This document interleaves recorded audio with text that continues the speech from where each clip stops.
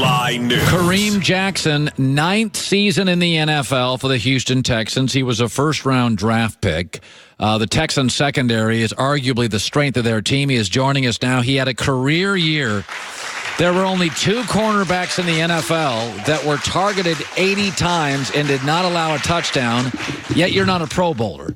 Is that kind of ridiculous? I think so. It's kind of, but the Pro Bowl is a popularity contest. Definitely. Like all pro is different. Right. I Pro agree. Bowl is... Definitely a popularity contest. Did it tick you off? Yeah.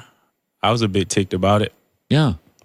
Only for a little bit, though. It just kind of moved past It was your best year. Yeah, definitely. Did you lose a bonus on that? No. So you didn't have any bonus tied to go to... No. All right, so it's not like that. Yeah. All right, that's good. Then I'd be ticked. Right. Okay, so you faced all sorts of guys. Let's start with this. You faced Andrew Luck 3 times. Yes. So let's talk about this. You faced him early when I don't think in week 5, 6 he was healthy. Then you faced him late and then last week. Right. Let's talk about the early Luck you faced and the later Andrew Luck. Like you said early on, I don't think he was as healthy, but, I mean, you can still see very capable. We all know what type of guy he is, and he proved it the later in the year. For us to play him 2 more times. I think the second time we played him, I think he might have threw for like 400 or something on us. What's his strength? Because Kansas City's got a pass rush. What will they be watching? What does Andrew Luck do that is tough to defend? For one, he's very smart. I mean, he can make every throw. But the thing that it's always difficult to face quarterbacks that can keep the play alive. He's very mobile. He can get out of the pocket, make the off-schedule plays as well. So it's difficult to face guys like that, on top of him being a pocket passer and being able to make every throw possible. Yeah. Does he audible a lot at the line of scrimmage? Did you sense that? Yes. Does a lot of audibles, almost just kind of sit there and plays a chess match with you until you show your hand. But I think he do a great job of recognizing what guys are in after, the ball is snapped also. That's good. Pre-snap, post-snap. Now, Their offensive line used to be a mess. I mean, you know that. About 3 years ago, that offensive line was terrible. They got a kid named Quentin Nelson. We got a piece of video. He even wrestled Jadeveon Clowney. I think a bunch of his success, Kareem, I think his offensive line's real good now. Right. They've been doing a great job of protecting him. I think thus far, I'm not sure how many times he's been sacked, but I know it's maybe the least in the NFL up to now. Yeah, you're right. But they've been doing a great job protecting him, and you got a guy like that under center and the line protecting him that way, it's going to be tough to beat him. All right, let's talk about the other AFC game. You faced Tom Brady this year, actually very early. It was September, and New England wasn't great then, and it was they got on you, then you came back, if I remember. So you faced Brady probably several times in your career? Yeah, several times. You have several times, generally not been great. Never beat him. You never beat him. Never beat him. That's not great. I didn't mean to throw that out there. That was really inappropriate by me. What now? You don't have to compare him to Luck, but what does Tom do for you, Kareem, that is really tough? I think he does a great job of finding his mismatches, and he exploits those very well. Obviously, he's very smart. Very, very precise in what he does. Precise. That's. He's arguably the greatest of all time. So, anytime you got him under center, you're going to always have a chance. So, he does a lot of audibling as well. He also gets rid of the ball quickly. If I recall, you guys couldn't get to him. J.J. Watt and Jadeveon, he got rid of the ball fast. Yeah, he does. So, he points it out, and he finds his mismatches, and he goes to him right away. Yeah.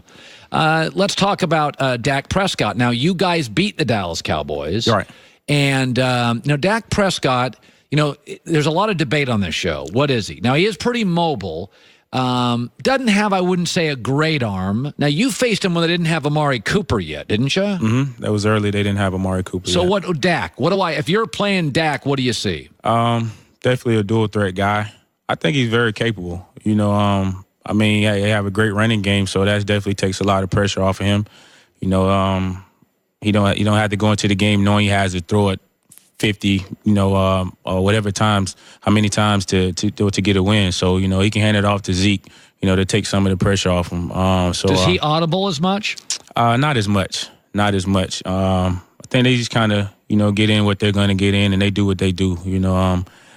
I think he audible a little bit against us, but not as much as some of these other guys. Sure. Older veteran players, usually audible more. Right. You also faced Nick Foles, who's hard to figure out. He's supposed to be a backup, but the guy's 11-2 as a starter. I can't quite figure Nick Foles out for Philadelphia. You faced him. You lost to him. What is Nick? Obviously, nobody else can figure him out either. There's something about him once he gets in the playoffs, down the stretch for his team. He does some great stuff, can make every throw on the field. No, he'll go deep. Definitely. He can be aggressive. Strong arm. A guy like that, and he has pieces also, Alshon Jeffrey, you got Golden Tate, Ertz having a great year, and they got Sproles and, a couple other guys at running back. So, he has pieces around him, and, they do a great job of putting him in situations where he can be successful. Yeah, Kareem Jackson, you're a free agent, by the way. Definitely. Somebody's going to pay for you. I hope so. Yeah, I would too. That's the plan. DeAndre Hopkins, you faced him at practice for years. I remember the Dallas game. We have a piece of tape on this, the play he did against Dallas. You face all these great receivers, including DeAndre Hopkins. If I said to you, including DeAndre, your teammate, practice, 3 best receivers you've ever faced. 3 best? I have to go Hop, number 1. I'll go Julio and AB. Antonio Brown. Top 3. Now, they're all kind of different. Antonio's kind of what makes DeAndre great? Because he can make the contested catches. You can be all over him some kind of way. He's going to figure out how to catch it. Antonio Brown, what's special? Speed? Speed, quickness. He makes the tough catches also, but he's special for, he catch it and he can, run away from you. How about Julio? Strong? Big, strong guy, fast, and he can run every route. He's kind of a bigger guy, but he has small guy skills. Yeah. So it's tough to cover guys like that. Hey, by the way, you went to Alabama. Yeah, I did. And you want to get into that? They got crushed. I got to be honest about it. That was brutal. How shocked were you? I'm still sick about that. It was brutal, man. I was not expecting that. What do you think happened? The quarterback from Clemson had a great day. He's really good. He's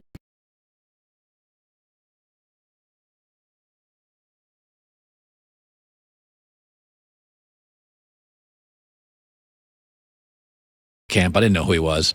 He was so much better than all the other high schoolers. I don't talk high school football recruiting on the show, but I came back that weekend. I told my friend Jason Whitlock, I said, oh boy. He's special. Oh, 6'6". He's special. Huge arm. But you think Saban never going to leave Alabama? No, I don't think so. Why would he? Yeah, he's making a lot of money. And go where?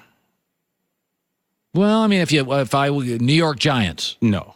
I don't think he goes back to the NFL. You don't think so? I don't think so. Yeah. If I'm him, I wouldn't. By the way, I got to ask you about the Houston Texans. You guys have struggled in the playoffs, and you've won your division. There is this stigma that's hanging over you right now as an organization. Right. Can you sense it? Do you feel it? Like people doubt you now in big spots? I think so. I think that's why we don't get a lot of credit, that we may deserve, for a team. We won 11 games this year, and that's tough in this league. And it was always kind of like, oh, well, I think they were saying like our schedule was easy or something like that. But I'm not sure what it is once we get to the playoffs. We definitely not playing up to our expectations. Playoff games are different. Right. Like I like New England over the Chargers, even though I think the Chargers have better players, because New England has a way to win situationally. Right. Yeah. And in the playoffs, situational football is big. It is. It's big. So it's definitely. That's pretty much the key in the games, because it'll come down to different situations. Well, it'll be about 4 to 5 plays that'll determine the game. So, and usually New England comes out on the winning end of those. Yeah. 9 years of free agent, Kareem Jackson. Good having you on the show. All right, thanks for having me. You bet, bud. Coming up, you might think it's the worst job in the NFL, and we may change your mind after what we're going to show you. That is next in best for last. According to experts, here are some top cybersecurity predictions for this year.